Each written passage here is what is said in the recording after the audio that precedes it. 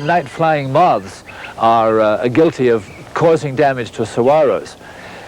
If the saguaro heals itself over, like this one has done, everything is okay. But this stone was thrown by a man, obviously, or maybe a boy, and penetrated the flesh of the saguaro. That's a dangerous time. It's a critical time for the saguaro. But fortunately, this one healed over on its own, and it formed a hard, crusty callus. Now, you can see a lot of it on this lower down. These scabs are a sign that the cactus took care of itself. They're nothing to worry about. But sometimes a damage like this will be accompanied by an invasion of bacteria, and then the trouble starts. Let's go and look at a saguaro that suffered total damage, but it'll give us a good illustration of how the scabbing over tries to protect a wound. Okay, now let's take a look at this fallen saguaro that has just about completely disintegrated, and only in the space of 6 or 7 months. You'll notice that the succulent material has just collapsed. The only hard material is in the scab of a previous wound. This is a little pocket of protection, as it were. People call these saguaro boots. They go and collect them and use them in flower decorations and interior decorations as an item of the desert. But our point is that they're pretty strong. They even hold water, you see. Now, on the other hand, if we pick up the skin of the saguaro, we find that the flesh inside is dead, decayed, soggy wet. It is full of bacteria. This is one of the important things to remember. This is a source of infection for further disaster. Here's another saguaro boot, rather a nicer one. See how it's preserved with its scab? It's kept everything out, and it's going to outlive the poor old body of the saguaro itself. Here we have the sort of beginning of the problem. You can see that this saguaro is discolored. There's some brown material, pale yellow, light green. This arm here is completely died, but what is of interest down here, I'm sure we can find some bad, yes, here it is, the soggy growth of the bacteria completely disintegrating the flesh of the saguaro.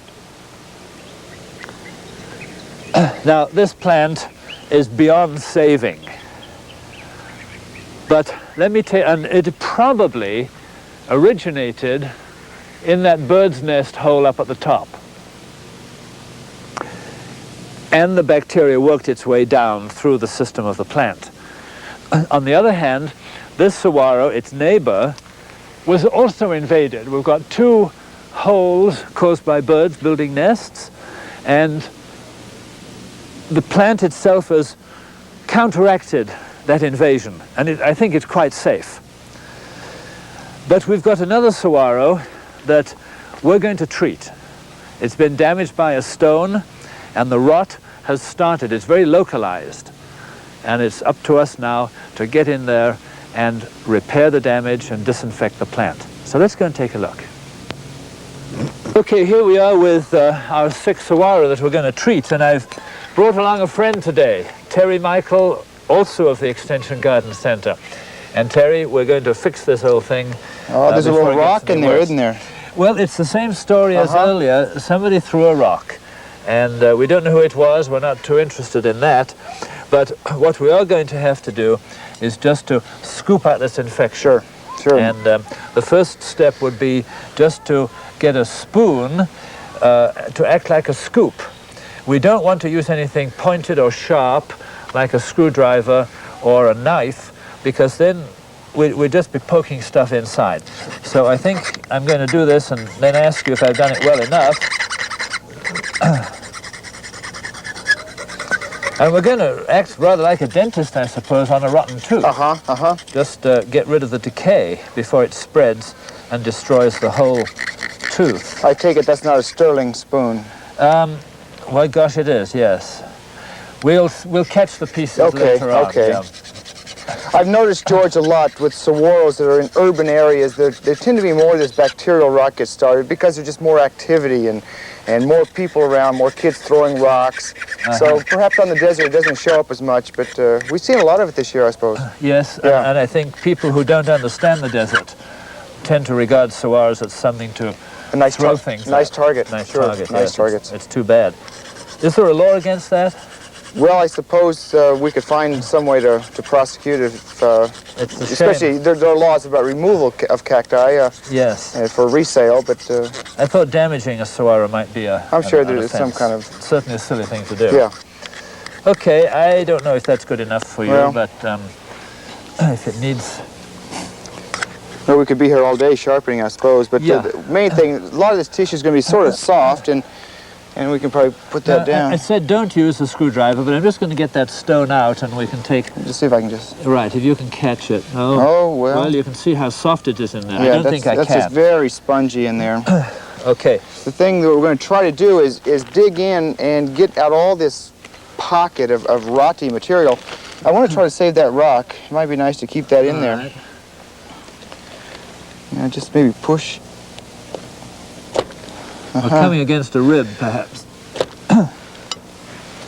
And you can see the danger of carelessly using a knife.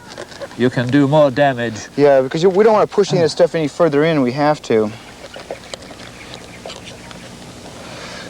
And I suppose we could have taken a few more minutes and gotten a better hone on the spoon. Ready for your spoon. Okay. And this is the big glump here. And there's the rock that caused the damage, and it's really just like jello in there. There's quite a bit more in here. I don't know, maybe if you can get that closer, I can just kind of scoop it in there. All right. Let's try not to get on the ground, or we'll have to search. And I think we've done a pretty good job. Now, look at this. We're down into good, fairly clean tissue. Of course, it's always better to go a little further than you think it's necessary. And it's that scraping action there keeps the walls of the cavity smooth. Right. And that's another thing we want to be sure of doing. I just noticed another problem with doing this little project is the thorns tend to poke.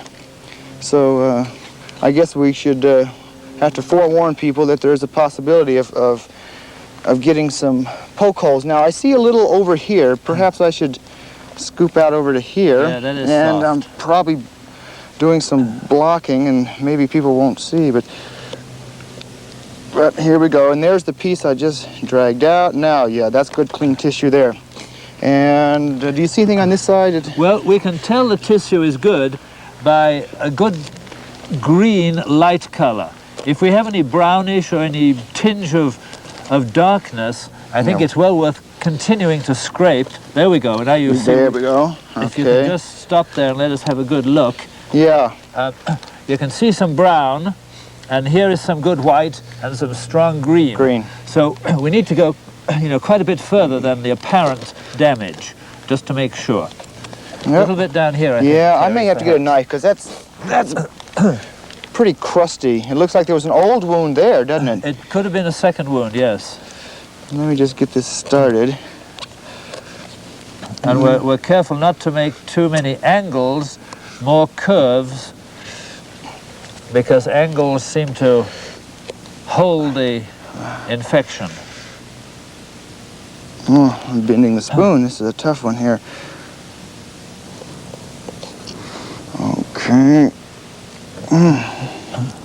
Maybe if I can come in from the bottom this way.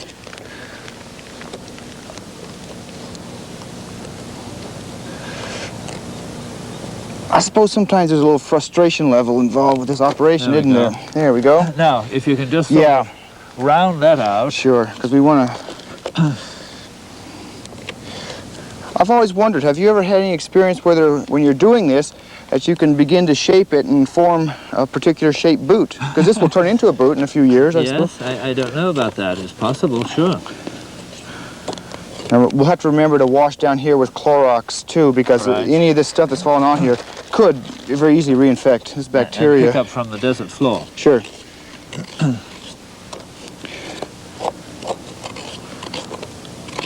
And how's that looking to you, eh? That's good. I think if you can't see from your side, if we can just straighten that up with a knife, we've got some jagged edges. Okay.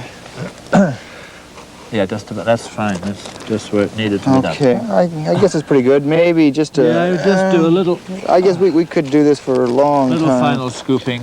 Yeah, just to make sure, because we got to get that bleach on here soon. Okay, very good. Let me go get the bleach. I've already got some mixed up. Maybe you can tell them what the mixture is. All right, now, the disinfectant we use is just ordinary household bleach, Clorox. And we use, just like you use in the washing process. 1 part of this and 9 parts of water makes a very good general disinfectant for all plant life. And this is plant life, of course, so go ahead, Terry, and just squirt this. And this is done, I would say, once a day for a week, particularly if we have damp weather, misty mornings, if that's possible, but certainly heavy dew, and we want this to dry out. So we only wet it with the Clorox and let it scab over in the dry atmosphere of the desert. And also, you'll note I am trying to get as much of this as dribbled down as possible. That's right. Because any of that can reinfect. I think that's probably as much as we need to do on that one. Very good. Next comes the old Bordeaux. Let me go get that. Now, normally, after that week has passed, and I would just be sure of a daily spraying. After a week has passed, we would paint another fungicide, which also acts as a sterilant, and that is our old friend Bordeaux. Bordeaux mixture is, again, a very common fungicide, a good material to have in your storeroom of your garden shed. So now this has dried out. A little time has passed. This has not continued to rot because we disinfected it, and now it's dry somewhat, and we apply this just once. I perhaps made this just a shade too thin. I was hoping to get more of a paste. You can make it into a paste or into more of a syrupy or thin paint like I did. But the important thing is just to get it all over the wound. And if there's some extra little cuts from the knife around, that should be pretty good. I think so too. Yeah, maybe. We have done a good job, Terry. Okay. Let's get rid of that. Oh, now we got to clean up this mess down here, don't we? Exactly. Yeah. We have dropped a few bits of pieces on the ground, and that is a source of reinfection. So we should be just tidy and gather it up and put it in the trash. With almost any bacterial disease, whether it's on a saguaro or another tree, sanitation is probably about as important as anything else. Exactly. And I've got this extra bleach and water, so I may as well just get rid of that too. Very Here's good. just a little goop.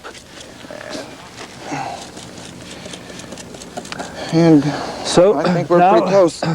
We have saved this saguaro.